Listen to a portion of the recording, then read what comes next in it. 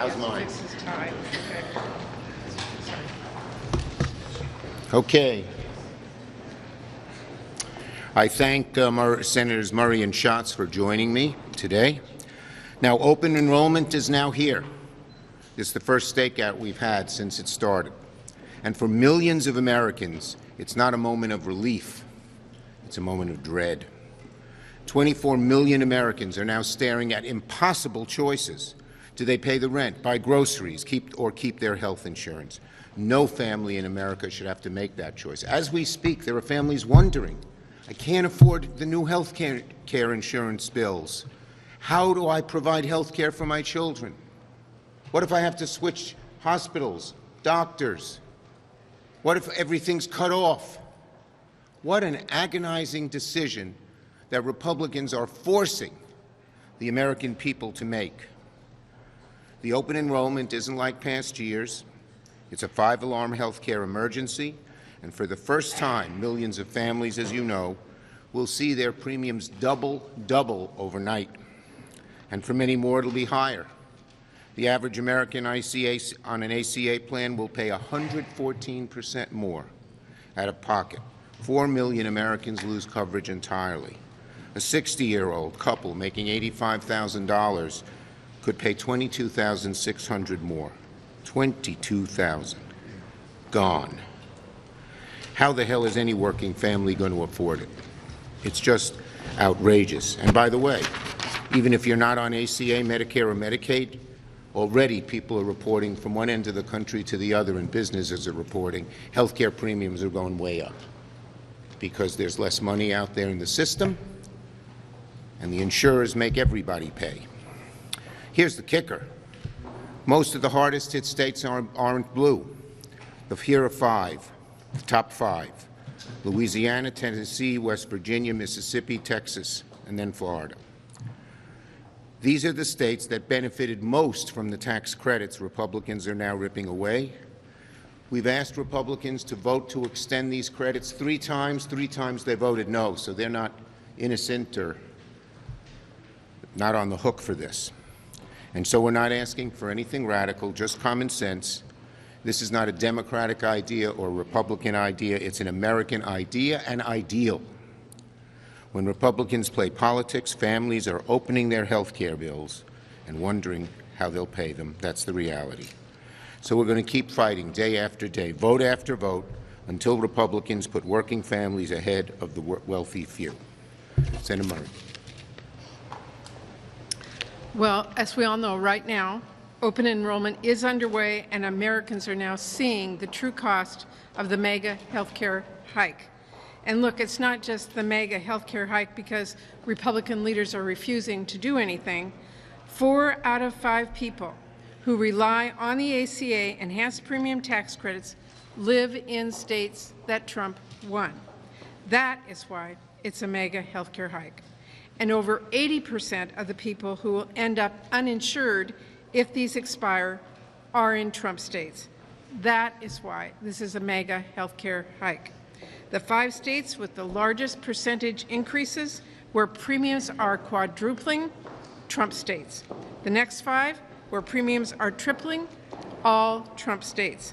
The next 5 after that, you guessed it, all Trump states. That is why this is a mega health care hike. But Republicans won't lift a finger. I have heard one painful story after the next. Diane in Wenatchee said she's going to see her premium increase by $1,400 a month. Damien told me his family faces a $2,000 monthly increase, and that's just my state. A senior in Idaho told me his premium is increasing nearly 8-fold. There's a woman in Tennessee whose premium will jump from $10 a month to well over $1,000. Every day, the mega health care hike gets harder to fix. But the House is on vacation, 7 weeks and counting. Republican leaders are openly saying, don't look to us. We never wanted to lower health care costs in the first place. As for President Trump, well, he's throwing a blowout Gatsby party down in Mar-a-Lago. He is pardoning people who helped terrorists launder money, all while he refuses to work on reopening the government and actively chooses to break the law and ignore the courts to force 42 million Americans to go hungry. Remember, USDA had a plan to keep SNAP running longer, even before this shutdown started. Then Trump scrapped it, pulled it off their website, and now he is proudly posting about blocking SNAP.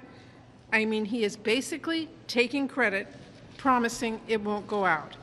And as Speaker Johnson put it, they don't want to release the pressure.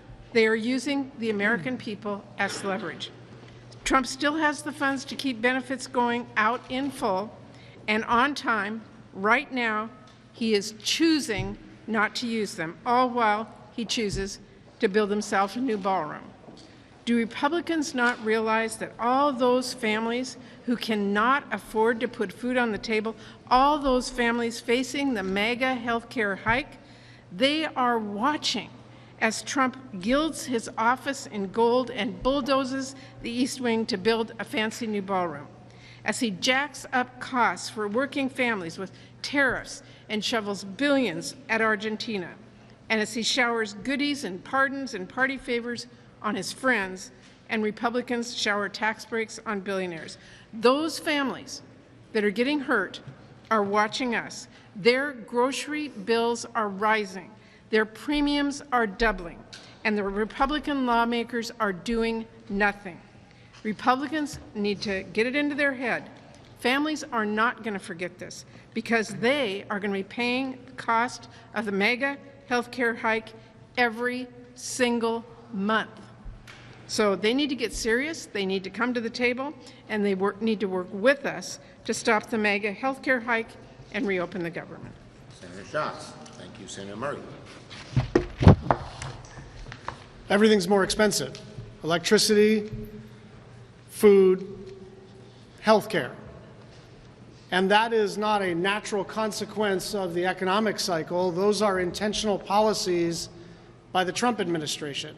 And there is enough money. There's enough money for a golden toilet. There's enough money for $40 billion for a right-wing government in Argentina. There is enough money for a new aircraft for the Secretary of Homeland Security, which is totally unnecessary. There is enough money in the United States of America. What they have decided to do is to withhold it from regular people.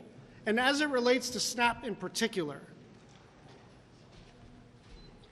don't mistake what's happening. Don't allow these gilded walls to confuse you. This is exactly what it looks like. The Trump administration is going out of its way to make sure people don't have enough to eat, and they really are using hunger as a political weapon. It does sound crazy to say, but this is a new low. It is absolutely within the president's authority to make sure everybody gets fed. But what they are arguing is that even though they have the flexibility to provide $40 billion to a right-wing government in Argentina, even though they have the flexibility to purchase a new luxury aircraft, even though they have the flexibility to buy a golden toilet, the one thing they're going to be very uptight about, the one thing that there's not enough money for right now, is to feed hungry children. And that is the story of the Trump presidency. If you are wealthy, or you know somebody who knows somebody in the Trump administration, you are doing great. There is lots of wealth sloshing around in the public sector and in the private sector. It's not a scarcity of money. It is a decision that they have made to withhold what people need in order to generate political leverage against their adversaries. Questions? Go ahead, Annie. Today is election day in New York City. Did you vote for Mamdani or Cuomo? Look, I voted, and I look forward to working with the next mayor to help New York City. Leader Schumer, you all just had a very long caucus meeting. We're hearing talk about a possible deal to reopen the government. Where is the Democratic caucus on these conversations? We had a very good caucus, and we're exploring all the options. Yes. Leader Schumer, Do you believe that President Trump needs to get involved? Do you need him in the room to make a deal? Or do you think it's fair? We've been asking for months for Trump to get involved, and he hasn't been. And the fault of this shutdown falls on his shoulders. He's refused to discuss anything with us. Have you blessed the bipartisan negotiations that are going on when it comes to the ACA? Are you supportive of a separate vote on the ACA where we just could open the government? Look, as I said, we had a great caucus. We discussed all of the options. Leader Schumer. Thank you.